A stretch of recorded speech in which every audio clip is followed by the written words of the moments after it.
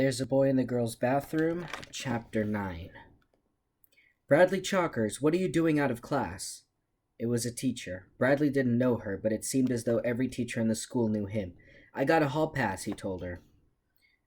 Let me see it. He showed it to her. Mrs. Evil gave it to me. Go ask her if you don't believe me. Where are you going? Library, he said, to get a book. Okay, but make sure you go straight to the library. No detours, Bradley. He had lied. He wasn't even allowed to check books out of the library. The door to the counselor's office was open, so he walked right in. I'm here, he announced. What do you want?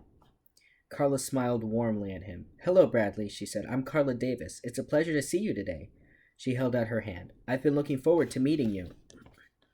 He was amazed by how young and pretty she was. He had been expecting an ugly old hag. She had sky-blue eyes and soft blonde hair. She wore a white shirt covered with different colored squiggly lines, like some kid had scribbled on it. But as he stared at the shirt, he realized that it was made to look that way, on purpose. Aren't you going to shake my hand? She asked. No, you're too ugly. He walked past her and sat down at the round table. She sat across from him. I appreciate your coming to see me, she said. I had to come. Mrs. Ebel made me. For whatever reason. I'm glad you came. I meant to go to the library, he explained. I came here by accident. Oh, I don't believe in accidents, said Carla.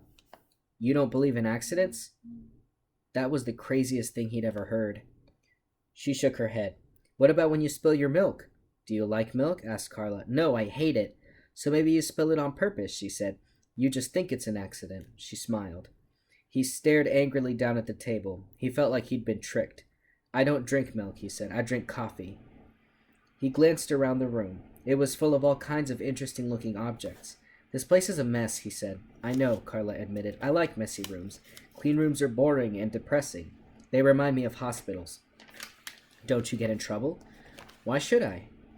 He didn't know the answer to that, but he knew that if it were his room and it was this messy, he'd get in trouble. I didn't do anything wrong, he declared. Nobody said you did. Well, then how come I have to come here? I was hoping you'd like it here, said Carla. I was hoping we could be friends. Do you think we can? No. Why not? Because I don't like you. I like you, said Carla. I can like you, can't I? You don't have to like me. He squirmed in his seat. I was also hoping you'd be able to teach me things, said Carla. You're the teacher, not me. So? That doesn't matter. A teacher can often learn a lot more from a student than a student can learn from a teacher. I've taught Mrs. Ebel a lot, Bradley agreed. Today I taught her geography. What do you want to teach me? Carla asked. What do you want to know? You tell me, said Carla. What's the most important thing you can teach me? Bradley tried to think of something he knew. The elephant's the biggest animal in the world, he said, but it's afraid of mice. I wonder why that is, said Carla.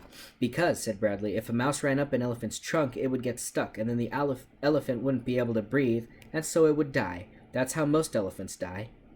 I see, said Carla. Thank you for sharing that with me. You're a very good teacher. He suddenly felt like he'd been tricked again. He didn't want to share anything with her. He hated her. What else do you want to teach me? She asked. Nothing, he said coldly. You're not supposed to talk in school. Why not? It's a rule, like no sticking gum in the water fountains. Well, in this room, there are no rules, said Carla. In here, everyone thinks for himself. No one tells you what to do. You mean I can stick gum in the water fountain? You could, except I don't have a water fountain. Can I break something? He asked. Certainly. He looked around for something to break, then caught himself in time. It was another trick. He'd break something and then get in trouble, and nobody would believe him when he said that she had said there were no rules. I'm not in the mood, he said. All right, but if you are ever in the mood, there are a lot of things you can break. Things I like very much, and things that other children use. I will, he assured her. I know karate. He raised his hand sideways over the table. I can break this table in half with my bare hand. I'd hate to see you hurt your hand. Nothing ever hurts me, he told her. I've broken every table in my house, he declared. The chairs, too. Call my mother if you don't believe me. I believe you, said Carla. Why shouldn't I? You should. She did, too. For the rest of the meeting, no matter what he told her, she believed him. When he told her that his parents only fed him dog food, she asked him how it tasted. Delicious, he said, meaty and sweet. I've always wanted to try it, said Carla. When he told her that the president had called him on the phone last night, she asked what they talked about. Hats, he answered right away. Hats? What did you say about hats? I asked him why he didn't wear a hat like Abraham Lincoln. And what did he say? Bradley thought a moment. I can't tell you. It's top secret. Near the end of the session, Carla gave him a piece of construction paper and asked him if he wanted to draw a picture. He chose a black crayon from the big box of crayons and stayed with it the whole time. He scribbled wildly all over the paper. Carla leaned over to look at it. That's very nice, she said. It's a picture of nighttime, he told her. Oh, I thought it was a picture of the floor of a barber shop after someone with black curly hair got his hair cut. That's what it is, Bradley declared. That's what I meant. It's very good, said Carla. May I have it? What for? I'd like to hang it up on my wall. He looked at her in amazement. You mean here? Yes. No, it's mine.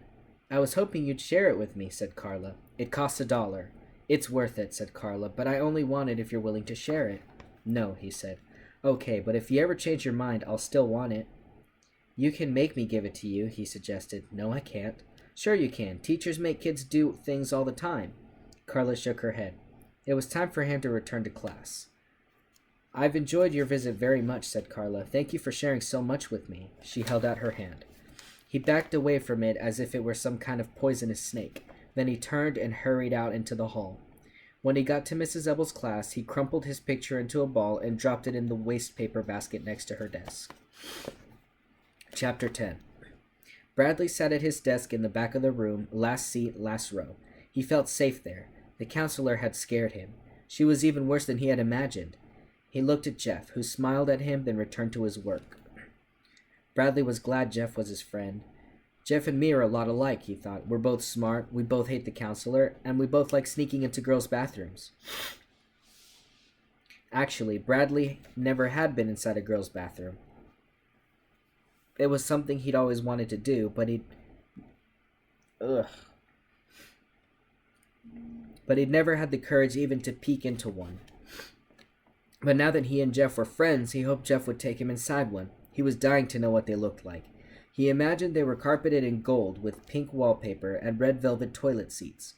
He thought girl toilets would look nothing like boy toilets. They'd probably be more like fountains with colored water. So how'd you like Carla? Jeff asked him after school. They were walking along the sidewalk next to the school building, carrying their raincoats. It was no longer raining. She's weird, he replied. She likes to eat dog food. Jeff made a face. Did she say that?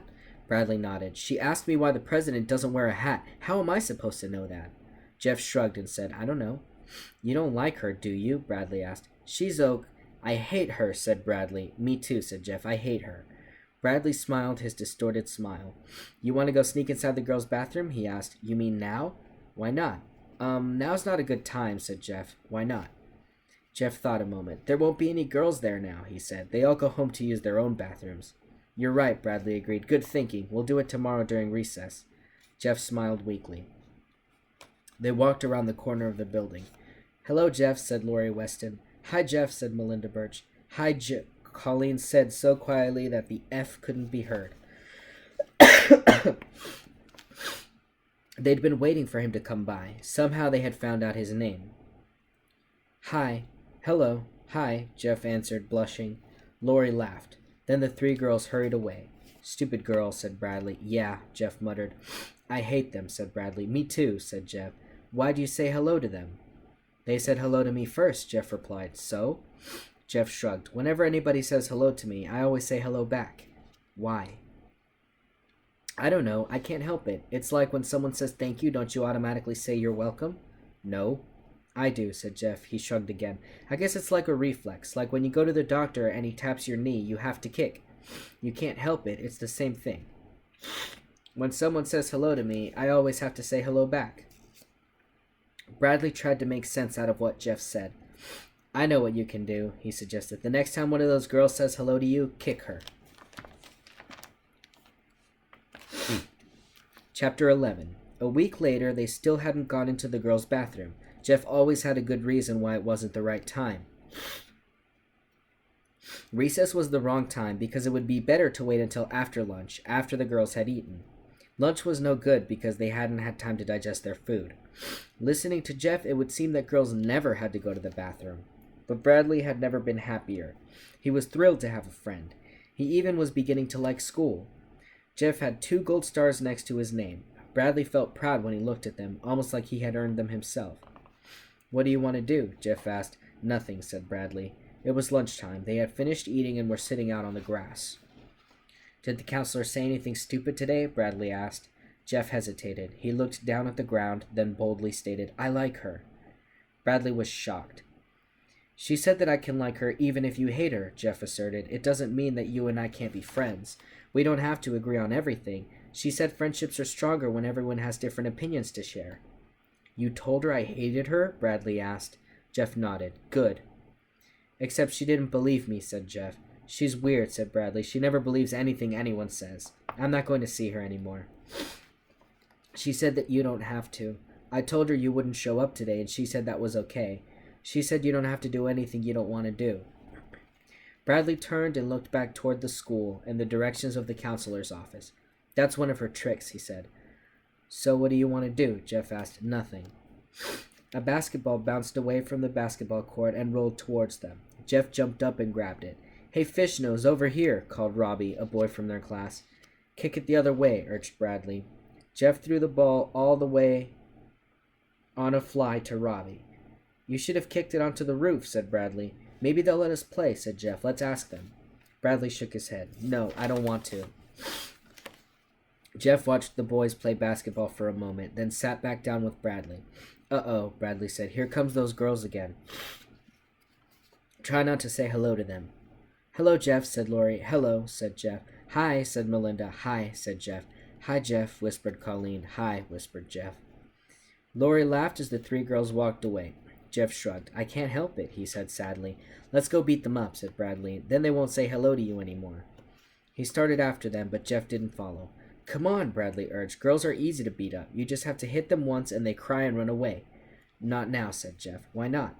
"Everyone will see us. We'll get in trouble." Bradley stopped. "You're right," he agreed. "We'll get them after school."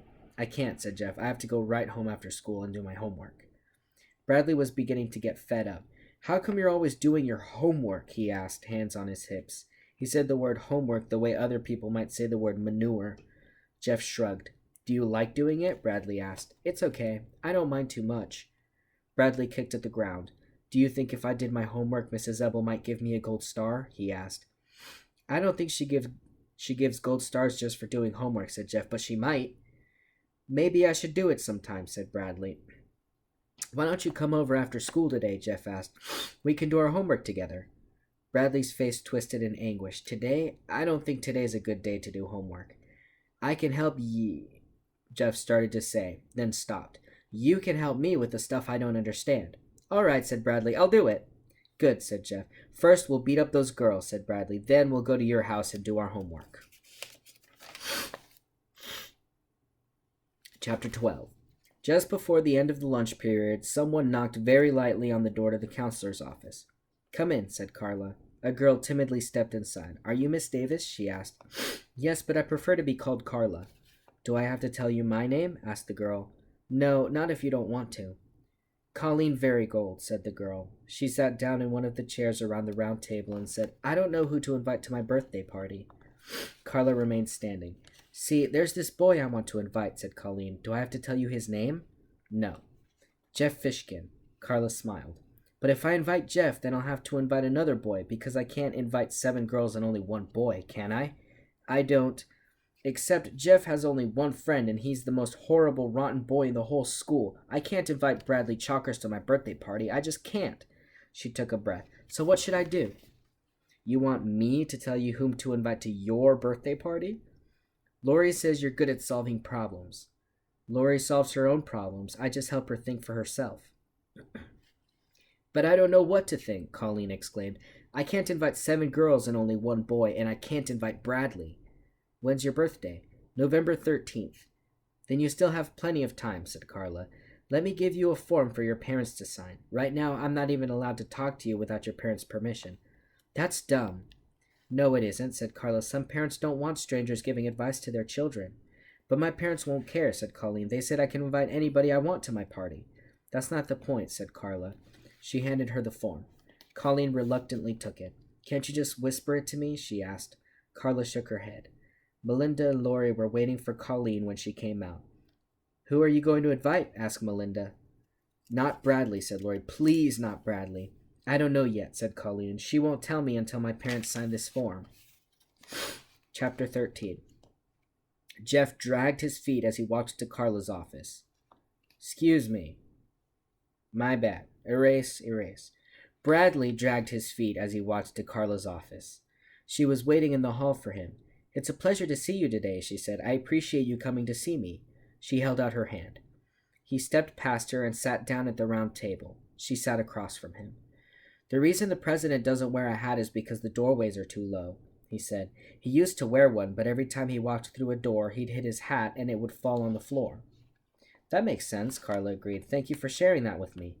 But, she whispered, I thought you weren't allowed to tell me such top-secret information. The president says he trusts you, said Bradley. Thank you, Bradley, said Carla. I'm glad you trust me. He looked at her as if he thought she were deaf. He hadn't said he trusted her. He said the president trusted her, but he decided to let it go. She was wearing a yellow shirt with a large green triangular buttons all the way down the front. On one side of the buttons was a big white exclamation point. On the other side there was a big white question mark. Jeff trusts you too, he said. I understand you two have become friends, said Carla. We're best friends. That's wonderful, said Carla. Today after school, we're going to do our homework together at his house. I'm going to help him with the stuff he doesn't understand. That's very nice of you, said Carla. I'm sure Jeff appreciates having you as a friend. I'm his only friend, said Bradley. But even if he had other friends... He won't have any other friends, Bradley interrupted. You don't know that. Yes, I do. I'm his only friend. But suppose he makes new friends. I don't want him to. But if he made new friends, then his new friends could become your friends too. He won't, said Bradley, shaking his head. Just because you and he are friends, that doesn't mean he can't have other friends too, said Carla. Yes, it does. Why? Because, he said proudly, so long as Jeff is friends with me, nobody else will like him. Chapter 14. Homework. After school, Bradley Chalkers was going to go to Jeff Fishkin's house, and they were going to do their homework together. Bradley couldn't believe it. Homework. It was all he thought about as he sat at his desk, last seat, last row, and waited for school to end. Maybe it won't be too horrible, he reasoned. After all, Jeff always does his homework. He must like it. The more he thought about it, the more he liked the idea. Homework. Work you do at home. Except he wouldn't do it at his home. He would do it at Jeff's home, and that was even better. It would be his first time over at Jeff's house. And after he did his homework, Mrs. Ebel might give him a gold star. Instead of scribbling, he drew little stars, one after another, until the bell rang. But first they had to go beat up those girls. Come on, let's go, he said, hopping out of his seat. Just a sec, said Jeff. He got a book from his desk. Oh, do I need one of those? Bradley asked. He hadn't realized that in order to do his homework, he would need to bring his book home. That's okay, we can share mine. They walked outside. There was a light drizzle. They're in Mrs. Sharp's class, said Bradley. We can wait here until they come out, then sneak up behind them. Who? Those girls. We have to beat them up so they won't say hello to you. We should probably get started on our homework right away, said Jeff. It won't take long, Bradley assured him. You just have to hit them once and they cry and run away. But it's raining, said Jeff. It was barely misting. Good, we can push them in the mud and get their clothes dirty. Girls hate it when their clothes get dirty. They stood about 10 yards away from Mrs. Sharp's door and waited. Several kids came out, but they didn't see Colleen, Laurie, or Melinda. Maybe they've already gone home, Jeff said hopefully. No, girls always take a long time to leave class, Bradley explained. First, they have to put their papers neatly into their notebooks. Then they have to mark their places in their books and put all their pencils in their pencil holders. Then they put everything away neatly in their desks. He said it as though it was the most disgusting thing anyone could do. Shh, here they come. Melinda, followed by Colleen and Laurie, came out of Mrs. Sharp's room. Bradley put his finger to his lips, then he and Jeff walked after them, keeping their distance. They followed the girls around the side of the building and along the sidewalk away from the school. Let's just go home, said Jeff. The homework might take us a long time. Girls kick, warned Bradley. They don't know how to punch, so they try to kick you. He quickened his pace until he was just a few steps behind the girls. Jeff lagged a little behind. Laurie was the first to turn around. Ew, Bradley Chalkers, she said, making a face. Lori Loudmouth, snapped Bradley, the ugliest girl in school. Melinda and Colleen stopped walking and turned around too. Grow up, Bradley, said Melinda. Make me, he replied. Hello, Jeff, Colleen said very quietly. Hello, said Jeff. Quit saying hello to him, said Bradley. It's a free country, said Lori. We can say hello. Not to us, said Bradley. We didn't say hello to you, said Lori. Just him. Hello, Jeff. Hello, said Jeff. Lori laughed. Why don't you just leave us alone, Bradley, said Melinda. No, you leave us alone first, Bradley said, and he pushed Melinda. She pushed him back. He pushed her again. She shoved him off the sidewalk. He slipped on the wet grass and fell to the ground. Lori laughed hysterically. Bradley scrambled angrily to his feet. You got my clothes dirty. Bradley wet his pants, teased Lori, hiding behind Melinda. Shut up, he yelled. You started it, said Melinda. I'll punch your face in, said Bradley. He shook his fist at her. Melinda raised her fists in the air. He charged toward her, then kicked her in the leg. She slugged him in the face with all her might. Bradley stumbled backwards and almost fell again, but caught his balance. He glared at Melinda as his eyes swelled with tears. No fair, 4 against 1, he shouted, then ran home crying.